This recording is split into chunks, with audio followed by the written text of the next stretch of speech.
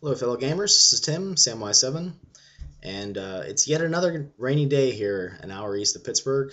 We have that nice lake effect rain and snow in the right time of year that comes and just pretty much makes all the clouds gray and very, depressing and stuff.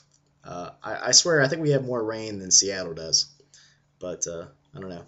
Anyway, I figured I'd talk about play-by-post games where you can play RPGs on forums. Now, I know people have a lot of complaints about play-by-post games, in that GMs get tired or players stop playing all of a sudden because they're just tired of the slow pace. But I find that for people that have very busy or hectic lives, it's kind of nice to be able to play a little bit whenever you want, whenever you can have, you know, like 30 or 40 seconds to make a quick post on the forum threads and go about your day. And it's also very easy to run games if you have a hectic life.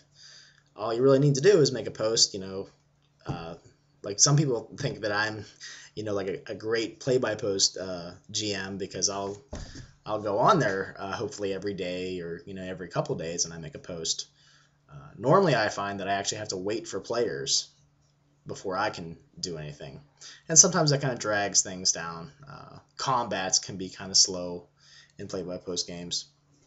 But I've run a Firefly game. I've run a Conan game with the Barbarians Lemuria setting. I've run Harp, which is definitely on my crunchier end of the games that I like. But I found that was kind of nice because then I could just sit down and take the time out to post all the strange critical results from all the your face is bleeding 4 hit points or whatever, and they just keep track of things that way. So you can play complex games, you can play simple games. I find that simple games usually work the best, something that really doesn't take a lot of time. But they can also be an avenue to play games that you really can't convince anyone else to play. I made a video about games that I like that no one else likes. And, sometimes there's just games on your shelf that you really want to play.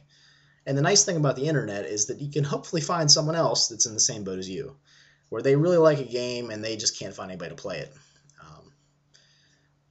The one website I like is I think it's called Real Role Playing. It used to be called Resource Masters, and it's basically a place for non D20 games because D20 games are pretty much all over the place. You can if you like D20 games, I'm sure you can find a game online, especially play by post, to play one of those games in. And I mean, there's also tabletop like programs out there. I don't really have much experience with them. I guess I'm kind of I don't know. Some of my technological skills are a little bit lower than some other people's. I have dabbled in some HTML and just basic web pages, and I've used them to kind of help out with my forum play-by-post games. But really, try to keep the number of players down. I would think 5, maybe even 4 would be a max.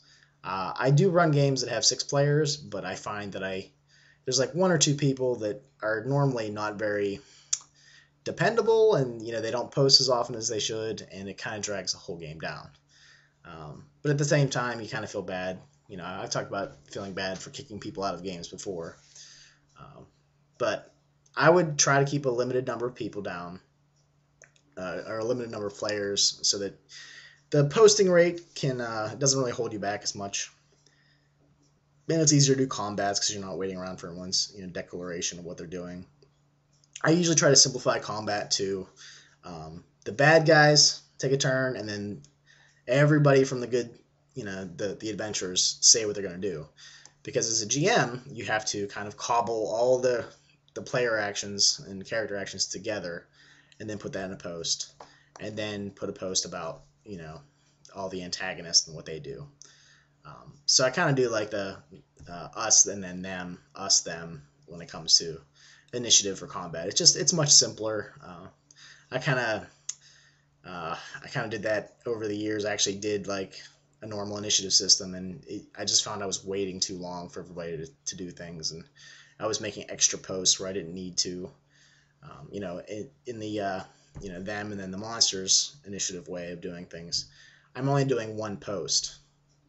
Where I put in the consequences of everyone's actions if the spells went off. I usually do the dice rolling, but there are some forums that have dice rolling programs where they type in the code and hit, submit their post, and it'll just roll dice for them.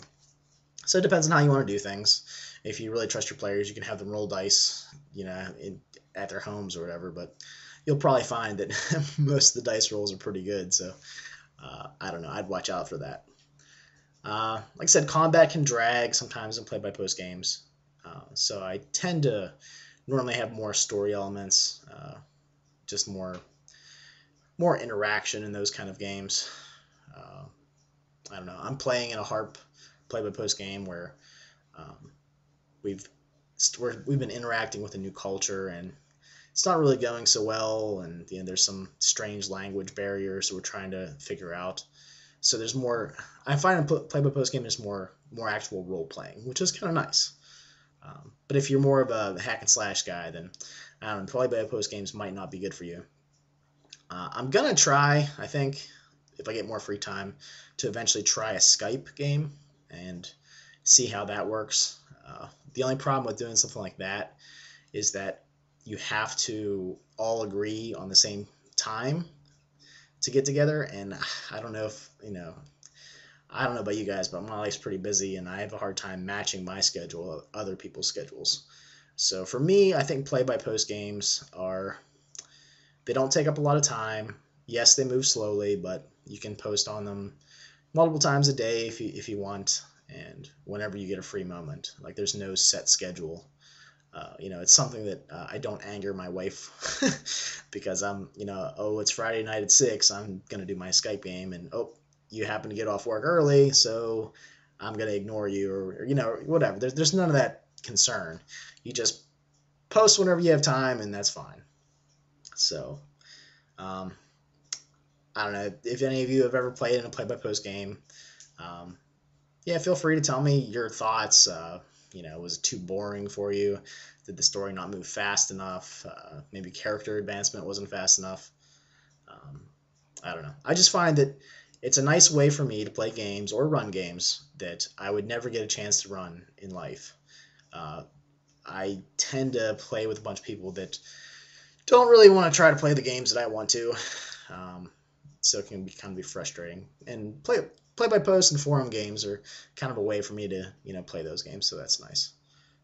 So I don't know. Tell me what your thoughts are on play-by-post games, if they're too slow, if they're annoying, if you don't like the limited, ability to do certain things.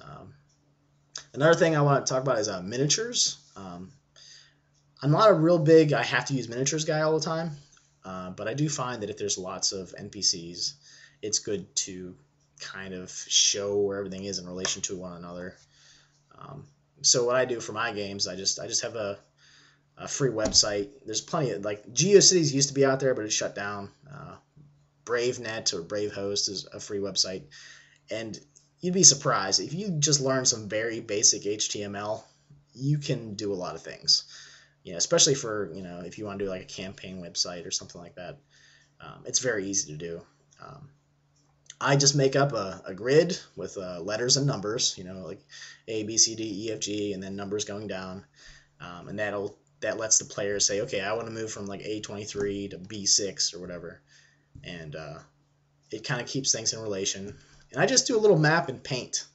Just a cheap image creator. If you want to get special, you can use, like, I don't know, whatever fancy programs are out there. I mean, you can even use like GIMP.